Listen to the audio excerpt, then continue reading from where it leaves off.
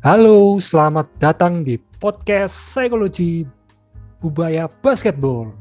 Di sini kembali sama aku, pembawa acara Brian Kenward. Mungkin ya kalian akan bosan-bosan melihat aku di episode-episode selanjutnya. Doakan ada host baru, biar aku jadi bintang tamu aja. Oke, di sini di episode kedua kita akan membahas tentang seputar basket di luar fakultas, kayak NBA, IBL, dan basket seluruh dunia. Dan kita mengangkat tema di episode kedua ini adalah Super Team Flop or Top. Nah, di situ kita akan membahas tentang super team yang lagi hype-hype-nya di NBA dan di Indonesia. Kita akan kupas habis. Nah, di episode kedua kali ini aku nggak sendirian tuh.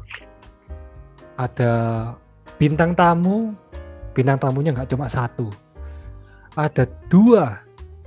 Aku datangin buat kalian para pendengar. Bintang tamu yang pertama mungkin udah datang di episode pertama ya. Kita sambut Kakak Yabes. Oke. Halo. Dari angkatan 16 di bintang tamu yang episode pertama. Oke, kita lanjut ke bintang tamu kedua. Baru nih, pasti antara kenal nggak kenal nih. Oke, kita langsung sambut Kak Rifki Muhammad. Halo. Oke. Dari angkatan 2017. Waduh, Yes, aku muda sendiri bener. nih. Ya, aku- Sendiri. Aku tua sendiri berarti. Aduh, yang penting belum keriput. Iya. Oke. Mungkin bisa perkenalkan diri sendiri. Mungkin aku kurang lengkap gini. Biar titik-titik gemes ini bisa tahu kelebihan kekurangan sama data diri sang Waduh. player. Ya. Waduh, apa aja nih ya? Ya mungkin untuk teman-teman dari Fakultas Psikologi dan juga mungkin dari luar Fakultas Psikologi juga, salam kenal. Aku Rifki Muhammad, di Psikologi Ubaya angkatan 17. Sempat juga aktif di KMM juga, di KMM Basket Psikologi Ubaya. Kayak gitu. Mungkin ada yang dipertanyakan atau kurang ini, Kak Kenwar? Oke, jadi Kak Rifki ini salah satu coach, di DBL Academy. Wah, gak main-main loh, nggak main-main. Masih ya? Udah enggak. Tapi tetap legasinya tetap ada dong. Gitu. Harus dong kalau itu. Iya. Jadi kita datengin coach, meskipun coach usia dini atau Waktu awal masuk aku sempet di yang umur 12-13, terus setelah beberapa bulan, sekitar 6 bulanan, terus aku dipindah ke yang umur 7-9. Terus habis itu di tahun kedua aku dipindah jadi yang umur 5-7. oke. Turun ya. Makin turun ya. Semakin berjiwa muda. Iya. Oke. Dan apa ya? Biasanya orang-orang mikirnya kalau ngelatih anak kecil itu kan lebih gampang.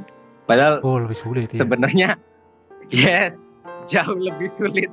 Betul. Karena Soalnya anak kecil dasar. kan udah bosen, terus mereka juga belum benar-benar tahu basket itu apa, gerakan-gerakannya juga masih belum tahu gerakan-gerakan dasar kayak gitu. Perkembangan psikomotornya juga ya belum Bener. sesempurna itulah. Oke, kita psikologi harus membawa unsur psikologi. Sebenarnya- masuk ini kan buat ini. Sebenarnya intinya Rifki ngomong itu adalah anak kecil ini susah buat diomongin. Susah, Sebenarnya itu gitu. gitu loh. Iya, Heeh. biar cuman agak diperhalus aja. Iya. Oh, Mau kalau anak dimarahin. kecil susah untuk apa? Niru gerakannya.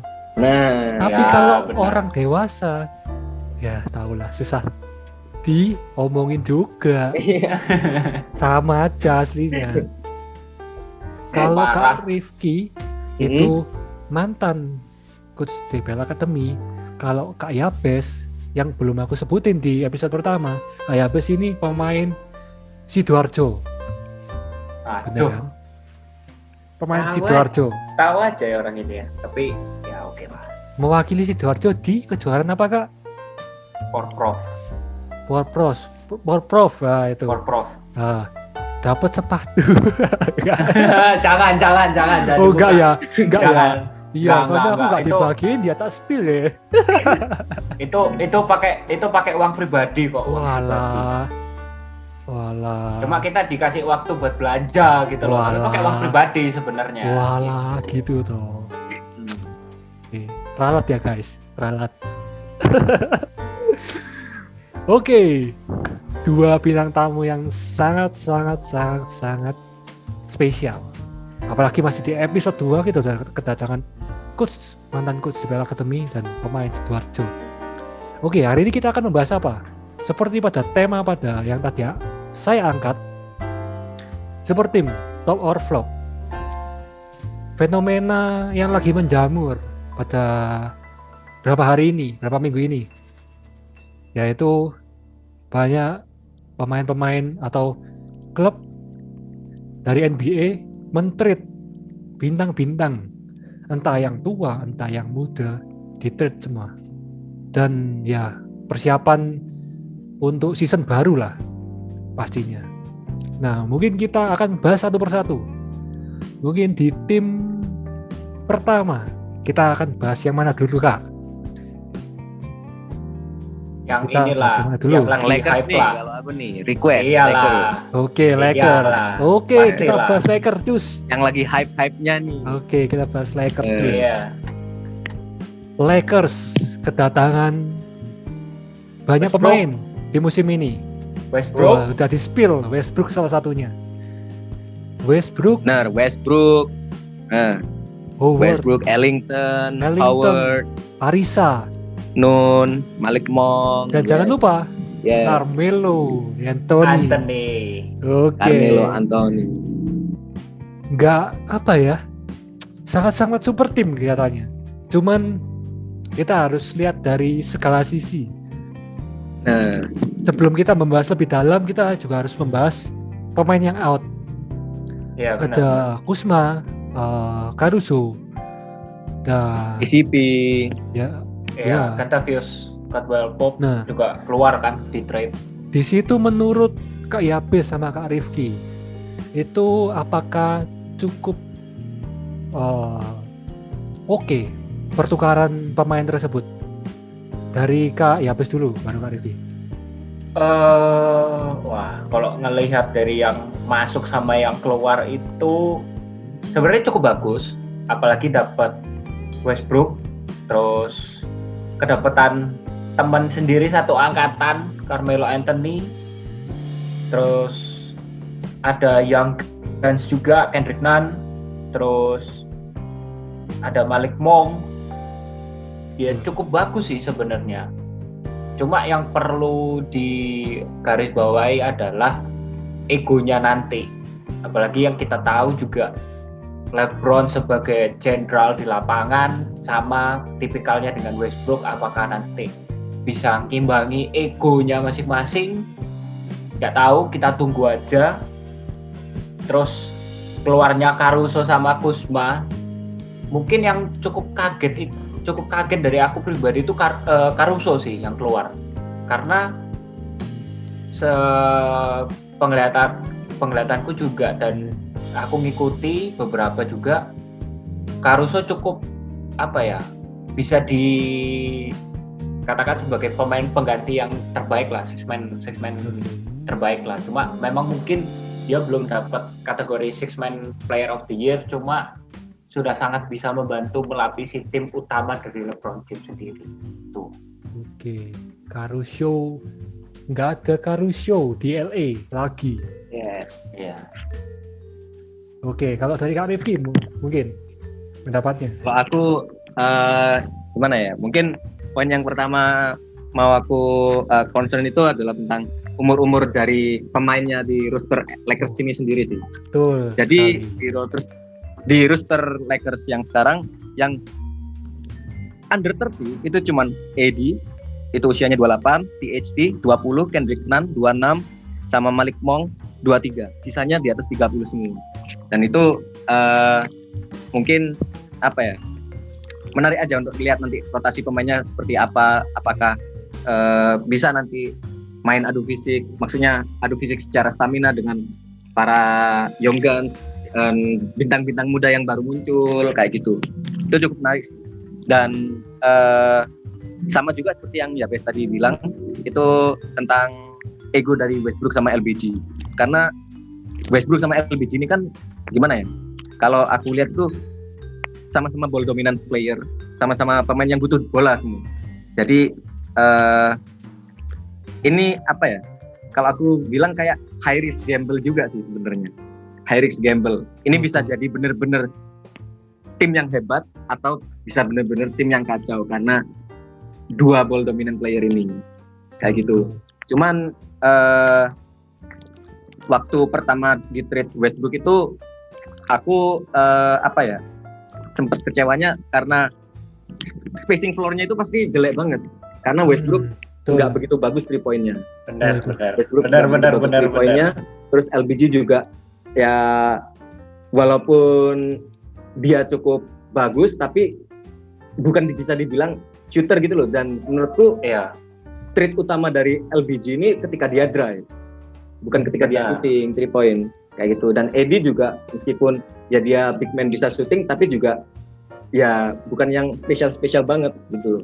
Tapi di hari kedua ini kalau nggak salah hari kedua atau hari ketiga itu Lakers datengin si Ellington, terus ada si Malik Monk sama Bazemore sama Ariza yang mana itu juga mereka pemain-pemain yang cukup respectable lah untuk 3 point shoot-nya. Dan bahkan Ellington terus Monk sama Bazemore itu akurasi 3 point-nya di last season itu di atas 40%. Nah itu kayaknya menurutku Lakers udah benar-benar melakukan off season ini dengan cukup baik dan menurutku win sih mereka.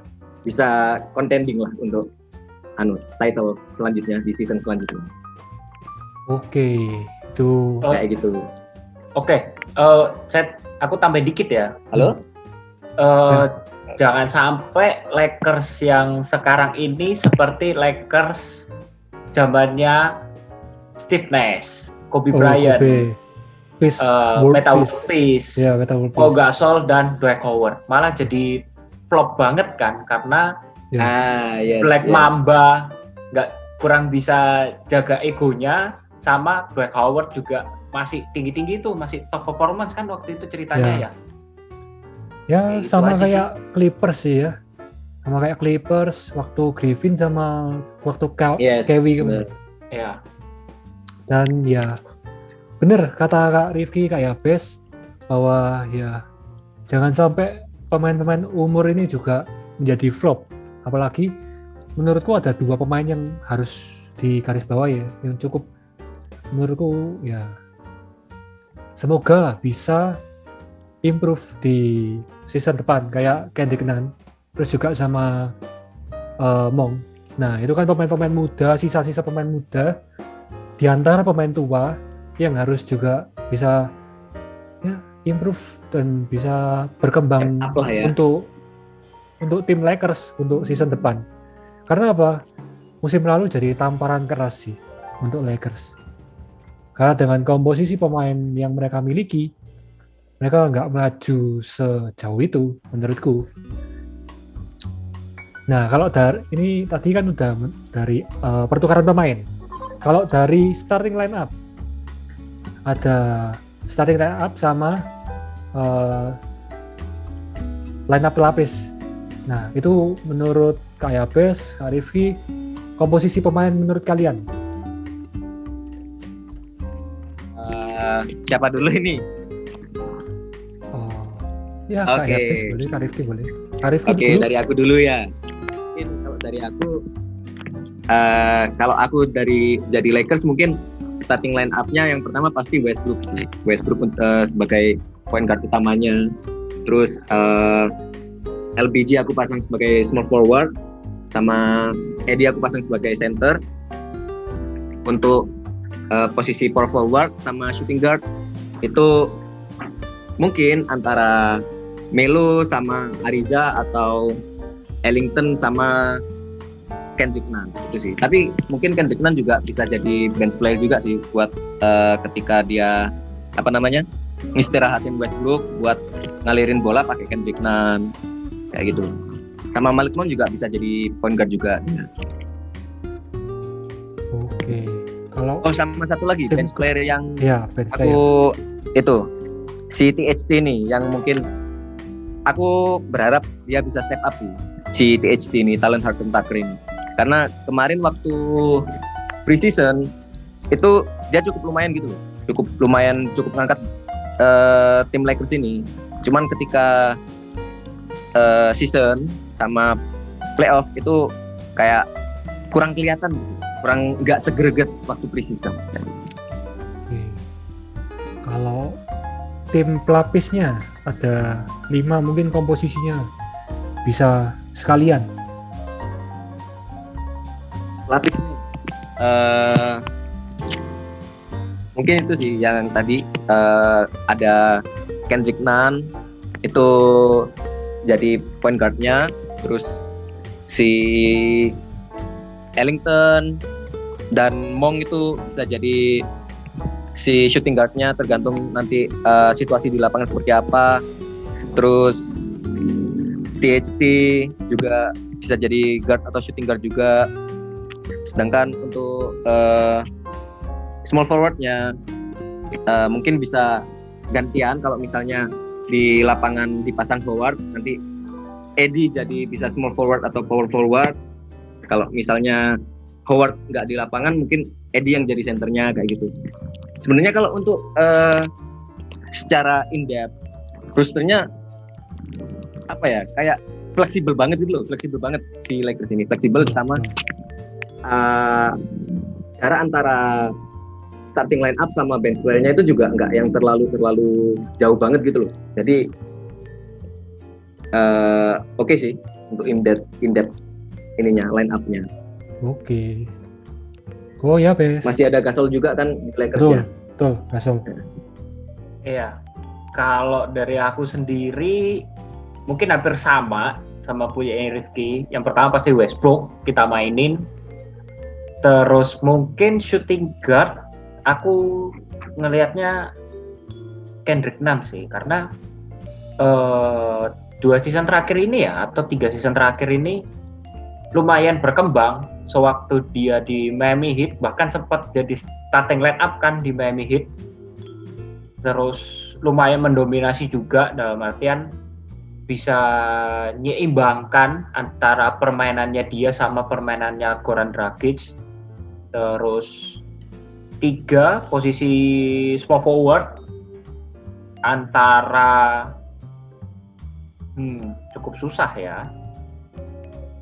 Mungkin Ariza dulu yang main posisi 3. Posisi 4 LeBron James. Sebenarnya Ariza sama LeBron James bisa main 3-4 sih. Cuma mungkin jatuhnya ke LeBron mungkin ya, kalau pendapatku pribadi. Centernya tetap Anthony Davis. Oke. Kalau dari pelapis mungkin ada Pelapisnya point guard, ingat masih Masih ada Austin Rivers ya? Oh, gak ada ya. Udah nggak ada Austin Nggak ada. Rivers. Oh, udah nggak ada ya Austin Rivers Ya. ya? Point guard. Wah iya, kehilangan juga ya point guard ya. Mungkin Ken Bazemore bisa untuk sementara. Paling Westbrook keluar, Bazemore masuk kayak gitu. Terus dikasih Kendrick Nunn sebagai point guard mungkin, atau jadi bagi dua sama Bazemore. Shooting guardnya Wayne Ellington. TST juga cukup bagus. Jadi small forward posisi 3, posisi 4. Carmelo Anthony jelas. Centernya kalau enggak, ini sebenarnya cap cip cup sih, karena Dwight Howard sebenarnya masih bisa main, masih ada lah skillnya. Marc Gasol juga masih ada skillnya, cuma mungkin usianya sudah mulai Uzur. menutupi. Iya, antara itu sih. Oke. Malik Bener sih. Monk ini bisa juga sih jadi posisi 2-3 sebenarnya, Malik Monk. Betul. Apalagi kan kayak mungkin Westbrook pasti semua setuju lah. Jadi Iya. maksudnya kemungkinan besar setuju bahwa dia masih jadi pilihan utama. LeBron James, Anthony Davis, 3 yang mungkin menurutku pakemnya Lakers mungkin. Yes. Mungkin kalau yang lain benar kata Kak Rifki, fleksibel. Tapi kalau aku mungkin ya kayak main di posisi 2 ada Ellington atau TST. Nah, di situ tinggal senternya nih. Senternya mau milih kayak apa? Antara dia mau main 3, LeBron James sama Anthony Davis turun, kita main ya kalau dibilang small man ya nggak small man sih. Cuman ya anggapannya small man lah.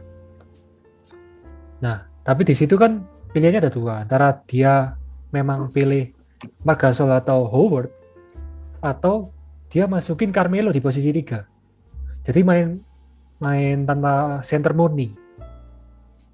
Nah, di situ kan juga pilihan yang cukup membingungkan sih kalau menurutku.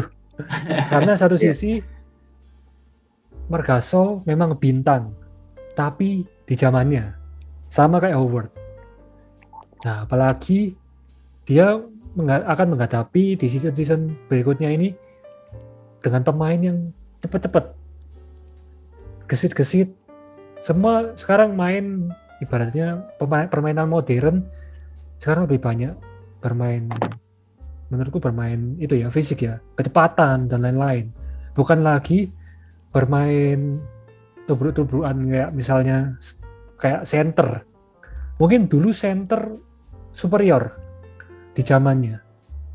Dengan zamannya siapa? DeAndre Jordan, Shaq O'Neal. Shaq O'Neal. Itu zaman-zaman terakhir DeAndre Jordan. Zaman-zaman terakhir sebelum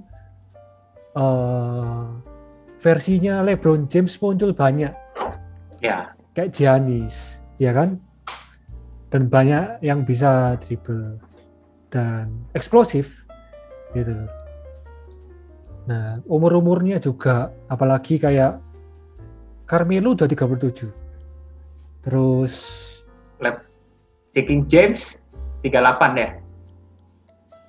Marc Gasol 36. Gasol 36. Ya. Ya, lebih di atas 35. Ya, kalau lihat secara luas memang ada pemain yang memang masih berjaya. Kayak ya yang baru final kemarin, Chris Paul. Nanti kita bahas Chris Paul. Di umur 40. Oke. Mungkin kalau dari Lakers itu sih, menurut prediksi para ahli ini, Kak Yabes, Kak Rifki, sejauh mana Lakers akan maju? Waduh. Apakah top or flop? Nanti kita akan cross check di akhir season.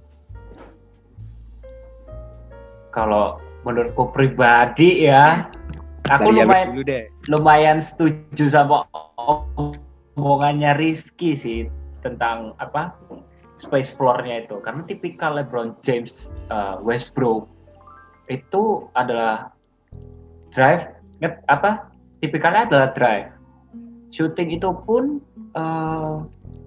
kurang bisa dikatakan drive 70%, shooting 30%. Mungkin itu jadi suatu kendala, tapi nggak tahu. Pelatihnya masih Frank Vogel kan? Kalau pelatihnya masih Frank Vogel sih harusnya rotasi pemainnya ada sih. Mungkin Anthony bisa dipasang dulu. Mungkin ya, Anthony bisa dipasang dulu. Terus Wayne Ellington dipasang dulu. Tapi tetap si Westbrook sama LeBron James sama Anthony Davis main tetap di awal. Karena kalau tipikal Westbrook dan LeBron James sendiri, yaitu tadi ngedrive, kalau mereka kick out, mau ke siapa yang nangkep, yang bisa shooting kan? Betul. Kalau menurutku sih bisa sampai, kalau ngelihat kontender-kontendernya tim-tim yang lain ya, bisa sampai final region lah. Oh, bukan NBA Final? Melihat kalau Milwaukee Bucks, terus Brooklyn Nets, terus Denver Nuggets, 76ers, itu lumayan loh. Okay. Suns yang finalis. Oke. Kita bahas nanti itu ya. Oke. Bener, Frank Vogel. Masih Frank Vogel ya? Aku lupa itu Dennis Schroeder itu masih Lakers ya. Soalnya kalau berita yang aku lihat, dia masih ada masih ada kontrak loh. Masih unrestricted free agent kalau nggak salah loh ya. Jadi bisa dikontrak lagi. Memang masih ada Dennis Schroeder, itu bakal jadi, menurutku ya, bakal jadi saingan buat Brook sih menurutku. Karena memang menilik dari season kemarin, ya cukup menurun si Dennis ya? Westbrook ya. Dennis memang nggak stabil, tapi menurutku dia punya potensi. Menurutku sih. Kalau memang masih ada ya. Jadi setidaknya jiwa kompetitif itu masih ada. Jadi Westbrook ataupun ya Dennis Schroeder nggak cuma nyaman di atas, dia bakal nanti aku ada saingan gitu sih kalau menurutku ya.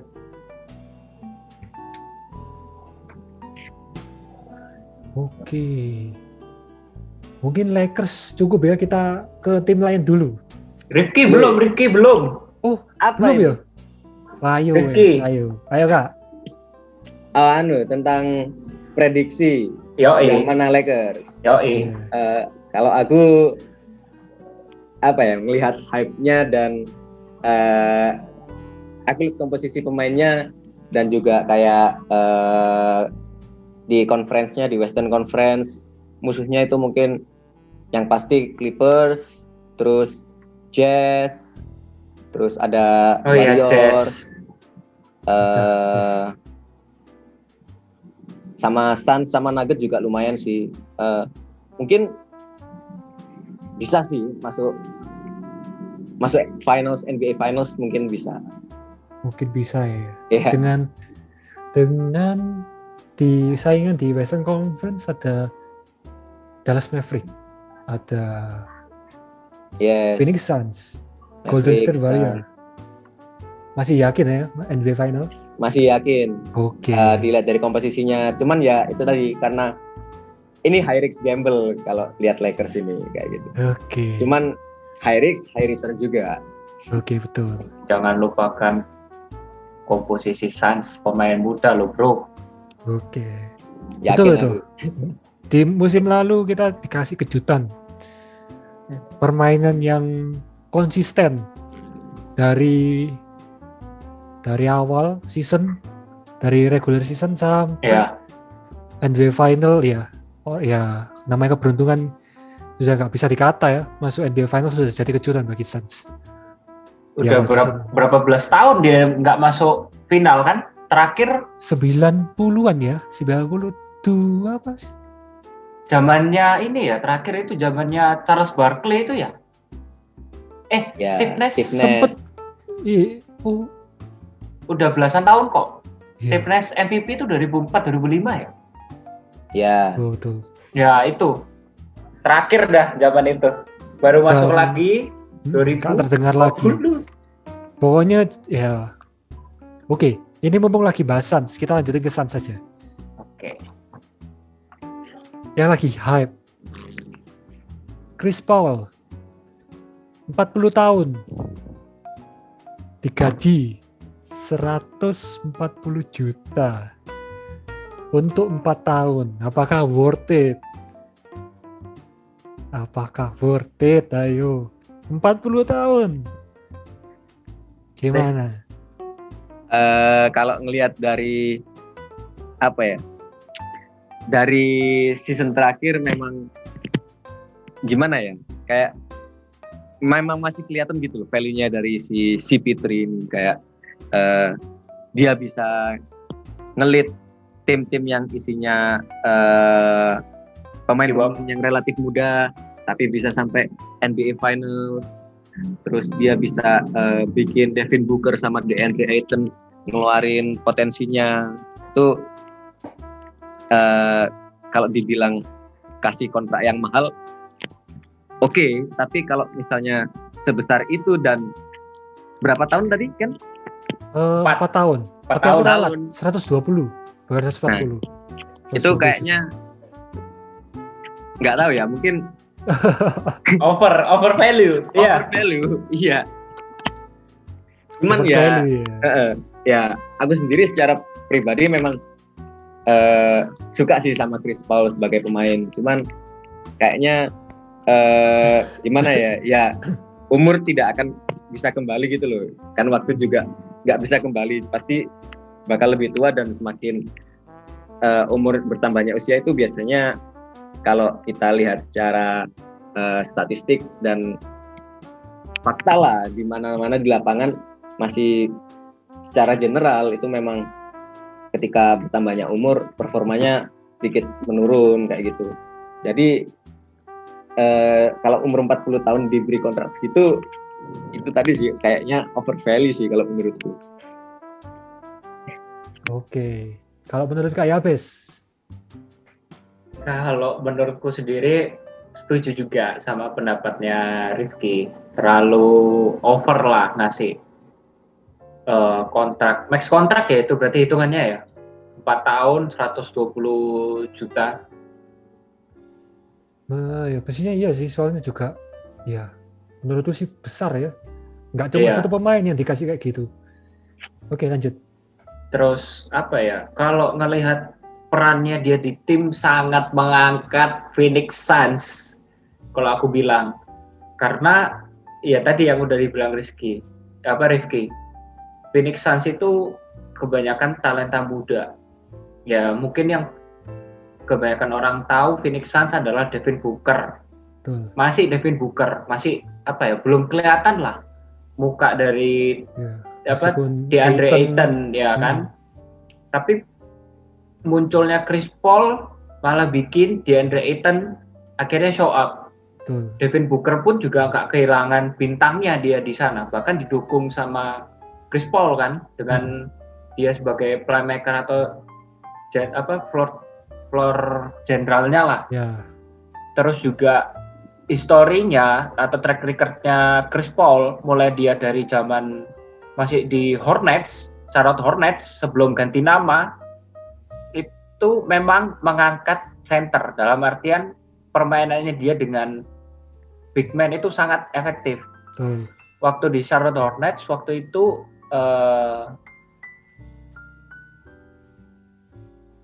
siapa?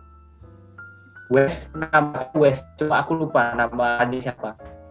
Itu dia sangat bagus mainnya. Terus pindah ke Clippers.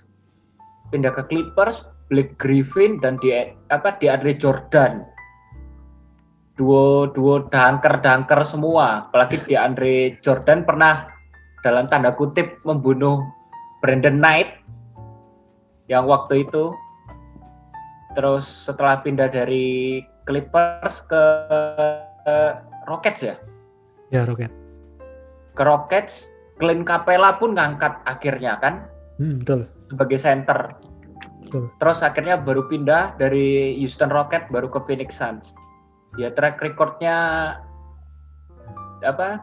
Chris Paul ini emang babysitter lah untuk Ya, center-center. dia terbiasa dengan permainan ya sama center lah Iya, dengan zamannya ya. terutama di zaman Clippers itu Betul. sangat mematikan. Blake Betul. Griffin dan DeAndre Jordan. Terus juga shooternya Sixers apa itu? Waktu itu. Oke lah, nanti kita bahas lah. Oke. Aku juga lupa. Mungkin terlalu over sih. Cuma Iya.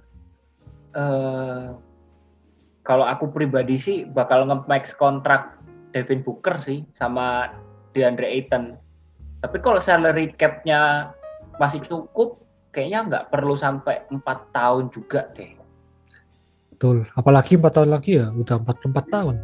Iya, dan pemain NBA yang paling tua bahkan terakhir dipegang sama Vince Carter kan, yang akhirnya pensiun musim kemarin ya? Atau musim ini ya pensiun ya? 2 musim yang lalu mungkin. 40 berapa? 41 atau 42 dia Iya, retired kan? 40 plus lah. Iya, 40 plus. Sekarang Chris Paul udah umur 40 di max kontrak 4 tahun. Iya. Apalagi ya sih. kalau aku lihat ya, Suns ini dia mengapresiasi pemainnya yang bisa membawa NBA Final. Khususnya ya Chris Paul. Dan ada satu pemain lagi, aku juga lupa. Juga di kontrak cukup mahal. Itu nggak cuma Chris Paul, dan aku juga lupa siapa. Cuman dari situ aku bisa lihat Suns ini mengapresiasi pemain-pemain yang memang mengantarkan mereka ke NBA Final setelah sekian lama. Di situ memang ya harus dia apresiasi bahwa Suns masih menghargai para pemain-pemainnya. Tapi menurutku juga di satu sisi juga over. Karena dengan umur yang 40 tahun, mungkin untuk setahun, 2 tahun, mungkin masih oke. Tapi di atas 2 tahun menurutku ya agak susah ya. Persenannya kecil. Gitu. Oke, dari Suns over, tapi prediksi tetap Suns sejauh apa? Dari Yabes dulu deh. Dari Yabes. Kalau aku sih ya, tapi kalau ngelihat skema permainannya Suns, tipikal Chris Paul banget sih. Karena ya itu Chris Paul emang suka nge-babysitterin center atau big man.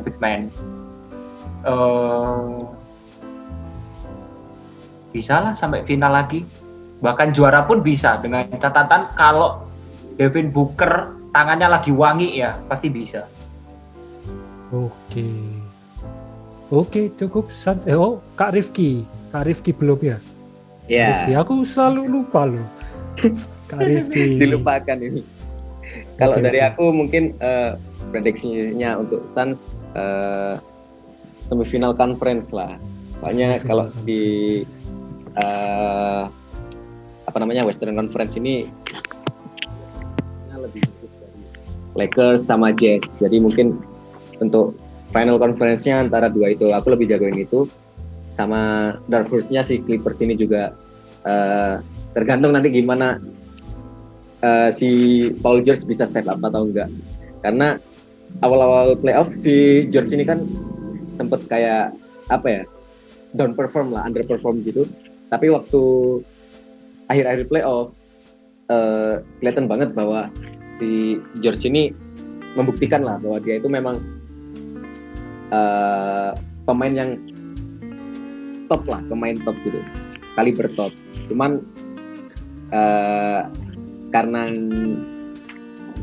terlalu telat panas, jadinya nggak bisa ngangkat Clippersnya juga, akhirnya nggak bisa buat Clippers menang juga. Tapi kalau misalnya musim ini bisa step up lebih cepat, mungkin kayaknya antara itu 3 itu sih kalau final conference-nya, antara Lakers, Jazz sama si Clippers. Kalau untuk Suns mungkin sampai semifinal bisa. Oke. Tebakan-tebakan dari Kak Yabes, Kak Rifki ini kita nantikan kejituannya. Seberapa kuat dukunnya. Waduh. Nanti kita di akhir kita bakal prediksi semua. Sampai mana dan siapa aja yang playoff. Recap. Oke, kita bahas ke selanjutnya. Suns sudah lewat, Lakers lewat. Sekarang ke Chicago Bulls. Oke. Chicago Bulls kita akan menerka-nerka ya starting line up-nya siapa aja. Karena menurutku Chicago Bulls di season depan menurutku dengan tim ini mengembalikan hype yang sudah lama hilang Yes, benar. setelah Betul ditinggalkan Derrick Rose. Idolaku Derrick Rose. Oke. Ada Lonzo, ada DeMar DeRozan, ada Levin. Zach LaVine, Patrick William, Nikola Vucevic. Tapi yang baru datang kan Lonzo, DeRozan, Caruso. Ya, itu. Yes. Menurut Kak Yabes, Kak Rifki, kedatangan pemain-pemain itu apakah berdampak cukup besar pada skuad Chicago Bulls season depan? Aku dulu kah? Ya. Boleh, Nah, Kak Rifki? boleh. Oke, kalau dari aku kayaknya ini benar-benar step up sih si Bulls ini sih. Karena kedatangan Lonzo yang udah semakin matang juga, sama kedatangan veteran juga DeRozan, terus masih ada Vucevic, berhasil mempertahankan Vucevic. Itu menurutku poin yang plus banget buat Bulls. Cuman kayak kekurangannya nih di Bulls ini menurutku masih di shooternya, masih kekurangan shooter kalau menurutku. Walaupun Zach LaVine sendiri pun bisa 3 point. Maksudku shooter ini dalam artian 3 point shoot, perimeter shootnya itu Zach LaVine bagus, Caruso bagus, Kobe White juga lumayan, tapi masih belum ada yang bener-bener kayak respectable yang ditakuti gitu loh, shooter yang ditakuti, 3 point yang ditakuti kayak gitu. Sama aku belum lihat kayak backup untuk big man-nya sih, untuk si Vucevic ini juga. Mungkin PR-nya Bulls itu sih. Tapi secara keseluruhan cukup menarik ini, kayak ada Kobe White, terus DeRozan, Lonzo, LaVine. Ini mereka ini pemain-pemain yang entertaining untuk dilihat kayak gitu. Apalagi Benar. di terakhir-terakhir ini Ayo Dosunmu lagi hype-hype-nya di Amerika. Ya. Tapi ya seorang point guard saingannya banyak. Tapi kita nantikan pemain ini.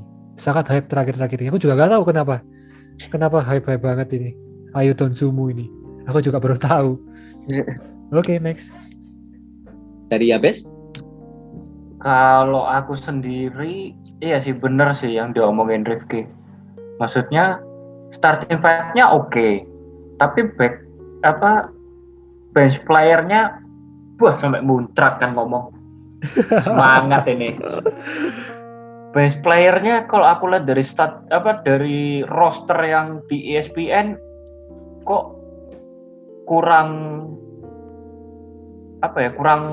bisa nge-backup lah. Katakanlah starting five-nya Lonzo Ball, terus Zach LaVine sebagai shooting guard, DeMar DeRozan jadi small forward. Power forward-nya jangan lupakan posisi Lauri Markkanen. Bener banget. Centernya Nikola Vucevic. Oke, starting five kayak gitu. Terus Caruso six man. Caruso six man, oke, katakanlah kayak gitu. Penggantinya point guard Kobe White, betul. Kobe White bisa kan. Terus Caruso sebenarnya bisa main di 3. Terus posisi 3, kita melupakan orang ini. Denzel Valentine, jangan dilupakan juga itu Denzel Valentine.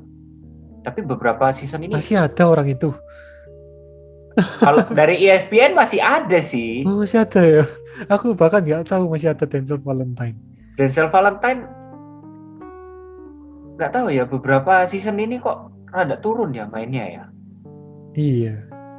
Sewaktu dia Mungkin ya. di draft bagus kan mainnya, Ya. atau kurang minute play juga nggak tahu ya. Power forward nggak tahu, mungkin Felicio bisa, tapi kurang tetap aja. Center pun Tony Bradley kurang terkenal kan, nggak tahu ya. Bench playernya ini yang kayaknya perlu di utak-atik lagi. Ini. Itu sih. Oh. Tron Brown Junior juga cukup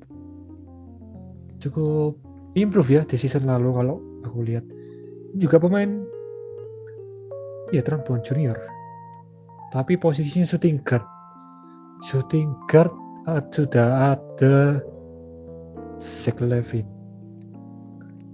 Sudah ada Rosen juga. betul.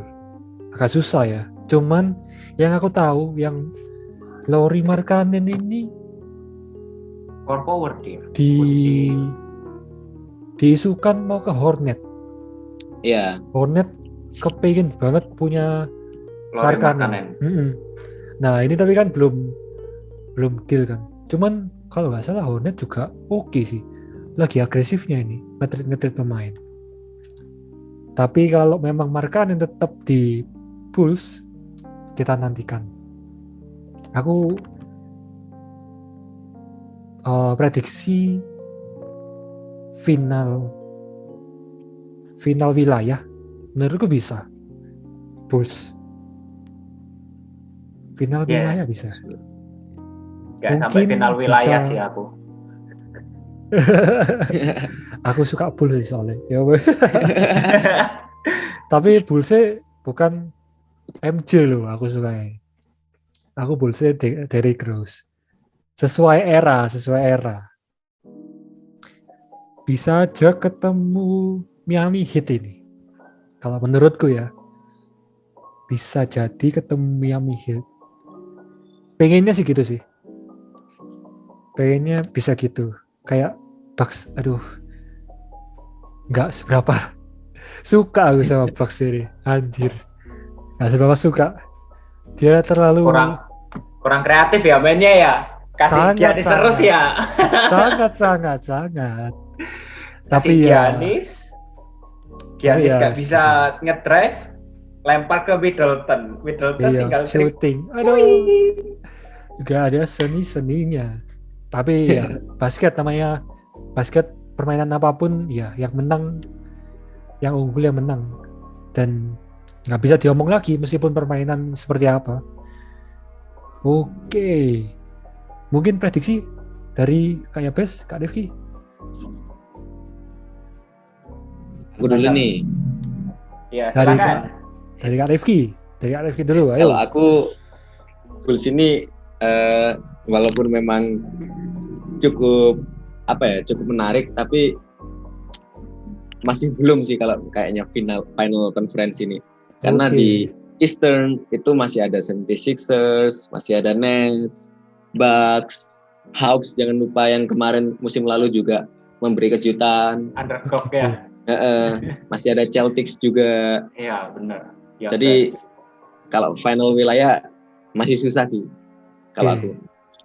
Mungkin first round atau second round sih kalau aku untuk si Bulls ini. Oke, kalau dari Kak Yabes? Setuju sih. Masih masih perlulah ada yang dibenahi. Apalagi dari sisi pemain cadangan untuk melapisi starting five kok kurang banget. Kalau dibandingin sama Lakers sudah jauh gitu kan.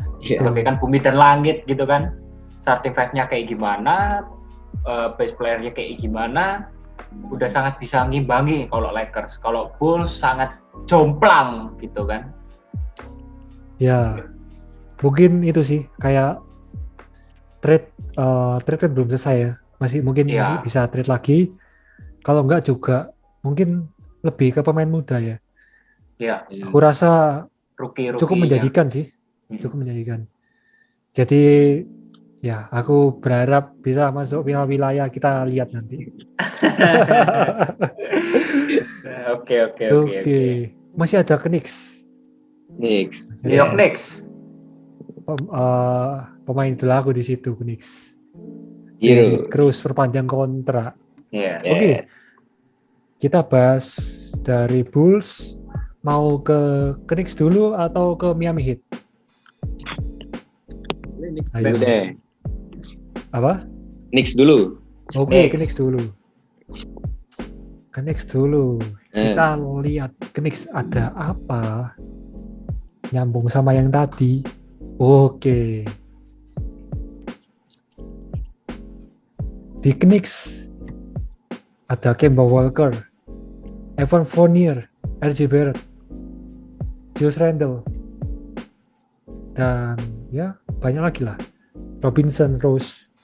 Menurut kakak Yabes, kakak Rifki, gimana melihat Knicks di season depan? Cukup susah juga ya. Karena ya nggak menutup kemungkinan Rose bakalan tetap jadi six man sih. Kalau pendapatku pribadi aku ya. setuju kalau itu. Rose jadi six man, Kemba Walker jadi point guard, Evan Fournier jadi shooting guard, atau Fournier turun jadi posisi small forward, Barrett main di posisi 2 bisa. Terus Randle tetap di posisi 4, Robinson tetap di center. Mungkin dari bench player-nya aja sih sama sih, mungkin kayak Bulls kan. Mungkin starting 5-nya oke lah. Cuma bench player-nya ya cukup mengenaskan ya kalau dilihat. Oke, cuman masih ada di bench, ada pemain veteran, Taj Gibson, terus juga ada Quickly, Bird, Obi Toppin, jangan dilupakan itu. Kemarin cukup ngangkat ya, Obi Toppin. Terus ada Kevin Knox juga. Nerlens Noel. Nerlens Noel juga Mungkin lumayan. jadi pelapis mungkin ya untuk Robinson. Robinson benar. Betul. Dan ya, menurutku cukup apa ya, untuk tim, membangun tim menurutku cukup oke ya, dalam nggak cuma pemain tua tapi pemain muda juga ada. Jadi mungkin kita nggak kenal semua kayak yang baru-baru, cuman setidaknya dengar-dengar sih ya pemain muda ini bisa memberi kejutan. Kayak di season lalu banyak pemain-pemain muda yang memberi kejutan. Yes. Jadi kayak mungkin di bench kita nggak tahu dia siapa, tapi tiba-tiba ya ngasih kejutan. Itu sih kita harapkan dari Quickly, dari Alex Burks dan Nerlens Noel bisa mendukung dari bench untuk starting line up. Tapi aku setuju untuk starting line up sama Kak Yabes. Oke, Kak Rifki mungkin. Oke, kalau dari Knicks ini yang blockbusternya ini si Kemba ini sih sebagai starting point guard-nya cukup apa ya, kayak menarik aja sih. Cuman pertanyaannya adalah ketika Kemba ini sehat, memang dia ini certified bucket getter. Cuman si Kemba ini track record-nya adalah dia nggak bisa menjaga kesehatannya selama season. Jadi betul. sering cedera gitulah. Nah, itu pertanyaannya adalah apakah si Kemba ini bisa mempertahankan kesehatannya sampai akhir season? Itu pertanyaan di situ. Kalau misalnya Kemba ini sehat, ini top level lah. Kemba ini memang top level player, cuman itu tadi ya riskannya di situ. Cuman untuk di point guard ya itu tadi ada Dirus, masih ada Dirus sebagai bench playernya, sebagai pelapisnya yang musim lalu juga cukup ngangkat lah, walaupun nggak yang se-entertaining dan se-eksplosif waktu masih muda dulu, masa-masa muda dulu, tapi setidaknya dia decision make-nya itu masih bagus gitu loh. Jauh lebih bagus menurutku sekarang daripada yang dulu-dulu. Menurutku dia cukup bangkit lah. Sejak dia mulai di trade dari Timberwolves Bulls sama Detroit Pistons, apalagi yang waktu dia 50 poin itu menurutku titik balik sih. Buat ningkatin mental dia sih. Iya, benar. Menurutku nggak sejatuh waktu dibuang Bulls ya. Benar banget. Waktu itu.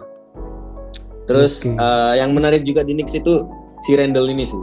Karena musim lalu kan bisa dibilang MVP caliber season untuk si Randle ini. Apakah si Randle ini bisa kayak ngelanjutin dari season yang lalu ke season selanjutnya, itu menjadi big question juga untuk si Knicks. Betul.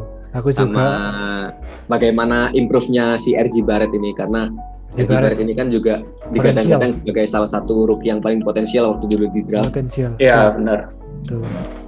Cuma agak kaget sih sama Julius Randle penampilannya musim lalu. Menilik lihat dia historinya dia di Lakers sama tim-tim sebelumnya kayak nggak ada baunya, tapi sedangkan dia di Knicks season kemarin, wah wangi dia. Oke. Kalau di Lakers mungkin ketutup sama kebintangannya Kobe ya. Ya, benar banget. Di season terakhir ya. Ya. Oke. Sudah disebutin starting line up, sekarang kembali ke prediksi.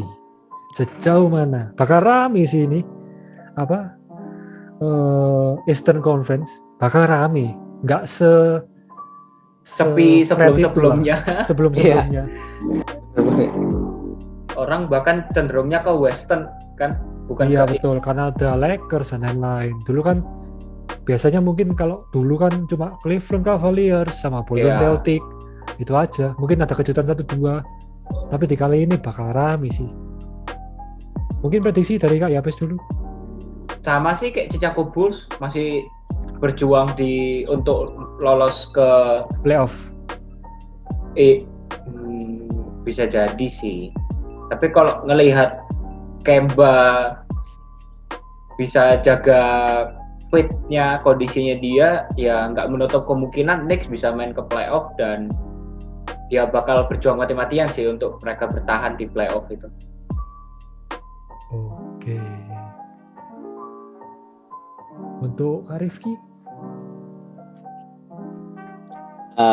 Kalau aku untuk masuk playoff mungkin bisa, chance-nya masih besar. Cuman kalau untuk go deep in the playoff itu aku masih ragu sih. Cuman sama kayak Chicago Bulls juga, kayak untuk masuk playoff juga big chance. Cuman untuk go deep in the playoff masih itu juga. Jadi ya sama aja sih. Mungkin first round atau second round itu udah kesuksesan lah buat mereka. Oke. Aku setuju. Knicks bisa dibilang underrated kalau menurutku. Iya. Bisa memberi kejutan atau enggak sama sekali. Kevin Knox beberapa musim ini kurang improve ya, Kevin Knox. Kan waktu awal dia rookie itu Kevin Knox, iya benar. Cukup diperhitungkan kan sama kayak RJ Barrett kan, tapi ketutup mungkin waktu zamannya Kevin Knox itu ketutup sama Porzingis ya. Waktu di Knicks itu. Barang cukup improve loh. Ya memang si Kevin Knox ini kurang, kalau menurutku kurang step up sih untuk di beberapa musim terakhir ini, 1 musim 2 musim terakhir ini. Iya. Cuman ya mungkin bisa aja jadi kayak redemption season musim ini juga, kita nggak tahu. Iya, tapi aku lebih itu sih untuk Knicks lebih di Randle sama Barrett-nya sih, RJ Barrett. Iya. Setidaknya apa ya, pemain muda itu bahayanya adalah pada waktu dia jadi rising star, di tahun-tahun selanjutnya dia nggak bisa membuktikan. Yes. Iya. Nah itu sama kayak ya belum terbukti sih. Cuman Zion Williamson kita juga nggak terlalu terdengar dibalikan, siapa lagi ditinggal Lonzo. Dia mau punya siapapun ya sih juga kasihan juga. Kalau menurutku pemain paling kasihan sih Damian Lillard sekarang. Ya. Dia mau sama siapa di sana? Belum dicariin temen. Kasihan Damian Lillard beneran. Dia superstar tapi sulit kalau nggak ada temennya. Masih ada ini kan Hassan Whiteside kan?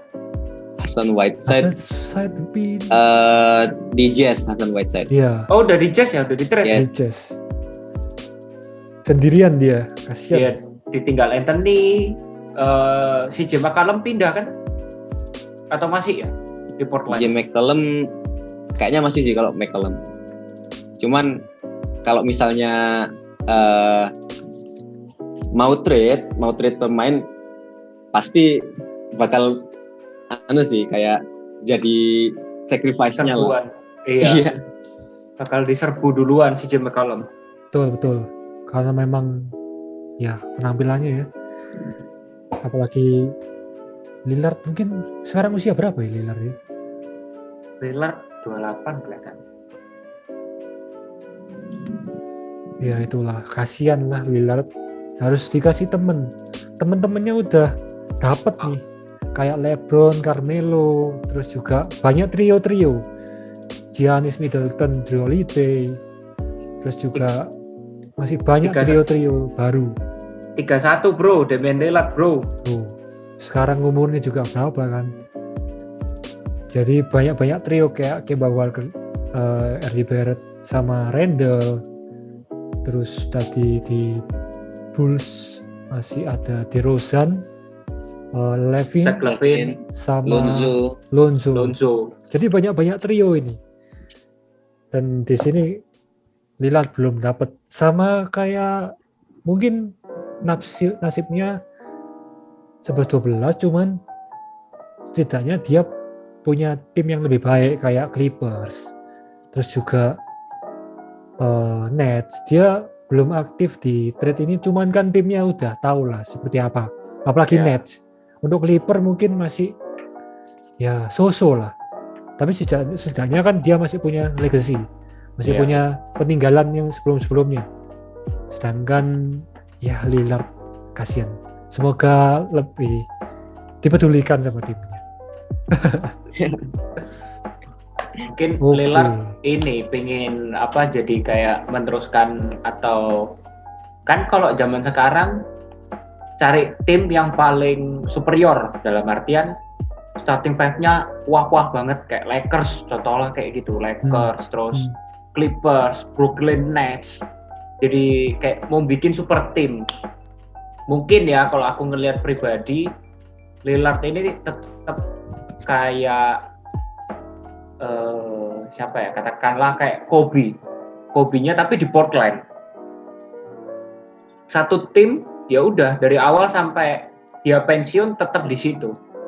Kan jarang sekarang ada pemain yang seperti itu. Oke, benar sih. Cuman mungkin dia mau niru Toronto mungkin ya. Jadi Toronto kan di awal Raptor kan nggak diperhitungkan. Iya. Tapi bisa juara. Mungkin Lillard mau membuktikan itu.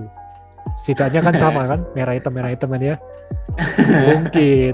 Beda negara bro, Toronto dari Kanada bro, ini dari Amerika bro. Tapi kan mirip merah hitam gitu. Mungkin dia mau tanya ke suhu gitu mungkin ya. Oh iya ini merah hitam, bisa ini. Bahas tim merah, Miami Heat bro. Oke, ini udah dipancing loh sebelum itu. Oke, kita langsung Miami Heat deh kalau gitu. Miami Heat nggak kalah panas ini. Udah ada Kyle Lowry, Victor Oladipo, Jimmy Butler, PJ Tucker, terus ada Bam Adebayo, Markieff Morris, betul, Tyler Hero, Duncan Robinson. Ya, gila sih ini gila sih. Menurutku panas seperti namanya. Yes. Udah namanya Miami Heat panas, daerahnya Miami Beach-nya juga panas, bro. Panas udara, panas di mata juga itu. Aduh, Miami Beach-nya tuh. Miami Beach ya. Gimana, Rif? Gimana pendapatnya untuk roster baru? Kalau rosternya Hits ini ini sih, aku sukanya kedatangan si PJ Tucker ini sih. Benar. Karena Benar. apa ya? Kalau dari kemarin yang aku lihat waktu Heat sama Lakers Finals itu apa namanya? Si Heat ini waktu Adebayo ini cedera, itu nggak ada rim protektornya gitu loh. Iya, nggak ada yang Nah, gantikan. Nggak ada yang bisa menggantikan si Adebayo ini ketika di lapangan. Nah itu big loss banget buat Heat, dan kedatangan PJ Tucker ini benar-benar bisa membantu banget buat Adebayo juga. Ya itu buat Heat-nya juga. Selain itu ada si Kyle Lowry, lalu Oladipo. Mungkin yang angin-anginan ini Oladipo ini sih, yang beberapa musim ini cukup angin-anginan. Iya. Memang waktu di Pacers dia kelihatan banget bisa kayak menguasai gitu loh. Jadi mungkin sekarang waktunya dibuktikan Oladipo ini. Ya.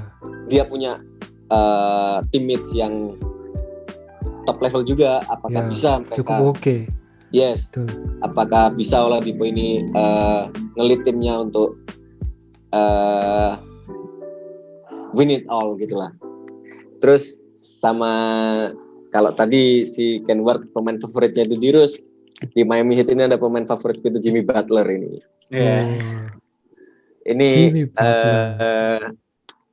apa ya, kalau aku lihat Heat ini defense-nya ini cukup bagus ini karena facts ya untuk nice to know aja, si Bam Adebayo ini adalah center yang ketika dimana ada mismatch, dimana center jaga point guard, dia center yang poinnya itu kecolongan poinnya paling dikit di antara center yang lainnya. Nah, jadi ketika kan banyak tuh biasanya pick and roll terus jadinya kan mismatch yang baik itu center dijaga sama small man maupun small man maupun yang big man jaga small man. Nah biasanya kan kalau di NBA kan udah mulai sering nih yang ketika ada pick and roll gitu yang garap itu yang si small man-nya justru mismatch di small man sama big man-nya ini. Nah si Bam Adebayo ini dia meskipun big man tergolong tinggi besar, tapi dia punya skill set yang mumpuni untuk jadi guards. Hampir mirip sama kayak Anthony Davis kayak gitu. Jadi defense-nya Miami Heat ini ketambahan sama PJ Tucker, aku rasa jadi kayak salah satu defense yang paling bagus di NBA. Apalagi Oladipo juga dulu waktu di Pacers dia juga terkenal sebagai two-way player, di mana dia sebagai scorer juga, main scorer di Pacers, sama defense-nya juga sebagai salah satu yang ditakuti. Kyle Lowry juga, di mana dia berani take charge waktu di Toronto, yang kayak dogs banget gitu loh, namanya, kayak pemain-pemain berandal lah ya mereka ini. Betul. Si Miami Heat itu isinya. Jadi cukup sih. Tinggal gimana bench player-nya kayak si Duncan Robinson sama Tyler Hero itu bisa step up atau enggak. Kalau Duncan Robinson ini cukup konsisten kalau aku lihat. Cuman pertanyaannya ada di Tyler Hero-nya ini, karena ketika dia wangi banget anak, tapi nggak konsisten. Iya betul. Masalahnya wangi banget memang, betul itu. Untuk Miami Heat gitu sih kalau menurut aku. Mungkin Yabes bisa menambahkan? Iya, kalau aku sendiri sih ya setuju sih sama katanya Rifki, kedatangan PJ Tucker. Meskipun kedatangan PJ Tucker aja, tapi itu udah sangat membantu Miami Heat di posisi big man karena terlalu bertumpu pada Bam Adebayo. Ketika Bam Adebayo cedera, kelabakan akhirnya kan. Yes. Nggak ada penggantinya. Penggantinya pun waktu sebelum PJ Tucker datang, Dwayne Dedman. Kita nggak tahu orang ini mainnya seperti apa, masih kurang apa ya, selevel lah sama Bam Adebayo. Terus selain apa, ada Dwayne Dedman, ada Udonis Haslem. Kalau kalian masih ingat Udonis Haslem. Tapi Udonis Haslem udah umur 41 tahun. Porsinya dia udah main pun bakal nol, nggak main sama sekali. Udonis Haslem di kontrak, kalau menurutku pribadi ya, Udonis Haslem dikontrak untuk mementori para big man ini. Terus ya cukup impact sih kedatangan PJ Tucker. Terus ketambahan juga Markieff Morris sebenarnya nilai plus, tapi kurang terlalu plus dibandingin PJ Tucker. Ya. Markieff Morris ini cukup bisa lah melapisi Bam Adebayo sebenarnya, dan PJ Tucker juga. Cuma ya perlu step up lah. Masa kembarannya Marcus Morris aja udah juara kan di Lakers season kemarin 20, ya. Iya. Masa iya nggak step up sih? Ya mungkin secara permainan mereka hampir 11-12 sama. Cuma mungkin Markieff Morris ini kurang kelihatan sih dibanding Marcus Morrisnya sendiri. Kalau starting 5-ku sih Kyle Lowry, ini sih cukup susah sih shooting guard. Ada Victor Oladipo, Tyler Hero, Duncan Robinson. Tapi kalau menurutku sih kayaknya mainin Victor Oladipo dulu. Tyler Hero sebagai six man, ya. Atau Duncan Robinson sebagai six man juga bisa. Small forward tetap Jimmy Butler, power forward Tucker tetap, center juga tetap Bam Adebayo. Betul. Berarti bisa dibilang cukup lengkap ya, dalam arti kekosongan pelapis dari Bam Adebayo sudah tertutupi oleh PJ Tucker sama Markieff Morris. Ya, benar. Karena Nemanja BJ siapa itulah, itu kan nggak bisa mengimbangi Bam Adebayo, akhirnya di-trade ke Warrior. Dan nanti kita bicara kenapa Warrior men-trade Nemanja juga. Cuman selain Nemanja ada Goran Dragic dan Kendrick Nunn. Nah, berarti dengan kedatangan para pemain baru berarti cukup oke trade dari Miami Heat dengan pertukaran itu. Salary cap, bro. Okay. Buang salary cap buat Kyle Lowry sebenarnya. Betul. Menurutku sih ya lebih lengkap sih daripada Phoenix dan Bulls. Iya. Ya, betul. Tapi setidaknya dua tim ini punya pemain-pemain yang potensinya cukup besar, kayak Hero, terus Lauri Markkanen. Nah, di situ juga ya pertarungan pemain campuran muda tua itu bercampur di situ. Kita lihat ke depannya bisa sejauh apa. Nah, mungkin sebelum kita lanjut ke selanjutnya, mungkin sudah terlalu panjang, jadi kita sambung di episode selanjutnya. Oke? Bye-bye, see you. Oke, see you. See you.